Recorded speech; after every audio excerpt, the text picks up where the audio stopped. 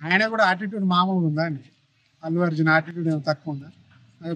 ఒక state CM పేరు మర్చిపోవడం ఏంటంటే ఎవరైనా ఒక స్టేట్ సీఎం పేరు మర్చిపోతారా? మళ్ళీ ఆయన చేసే కాడ కూడా కనీసం దాన్ని సరిదిద్దుకునే ఉపాయం అది కూడా చేయలేదు.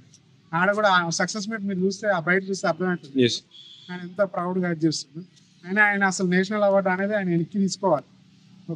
ఒక తెలుగు హీరో అభిమానిగా, తెలుగు సినిమా అభిమానిగా చెప్తున్నా, ఆయన నేషనల్ అవార్డు అనేది ఖచ్చితంగా ఆయన వెనక్కి తీసుకోవాలి.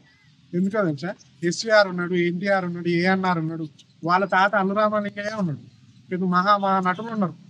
ఈ తరం వరకు మహా నటులు ఉన్నారు, అద్భుతమైన ప్రదర్శన చేసిన వాళ్ళు ఉన్నారు. వాళ్ళందరికీ ఏంది ఈయనకు ఒక్కనికే ఇచ్చి, మళ్ళీ జానీ మాస్టర్ని ఇరికిచ్చి, సుకుమార్ వీళ్ళందరూ ఇది చేసి న్యూస్లలో చూస్తున్నాయి కదా. ఈయనకు ఒక్కనికే నేషనల్ అవార్డు వచ్చింది అన్నట్టుగా చెప్పుకోవడానికి తప్ప ఏం లేదు. జానీ మాస్టర్ మాత్రం ఖచ్చితంగా ఇరికిచ్చింది వీళ్ళే అని వార్తలు వస్తున్నాయి. నాకు కూడా అదే అనిపిస్తుంది.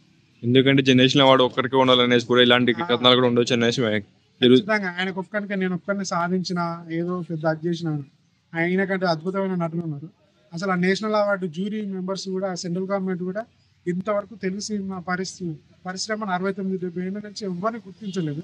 ఎస్వి రంగారావు అద్భుతమైన నటుడు, ఎన్టీ రామారావు గారు అద్భుతమైన నటుడు, ఏఎన్ఆర్ గారు దేవదాసులు అద్భుతమైన యాక్టింగ్, జానపద కళాకారులు కాంతారావు గారు, జగ్గయ్య గారు, రావుగోపాలరావు గారు, అల్లు రామలింగ గారు, మహా నటులు ఉన్నారు.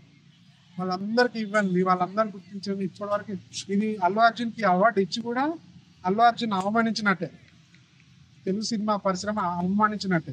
అవార్డు నేషనల్ అవార్డు ఆయన తీసుకోవడం కూడా తప్పే.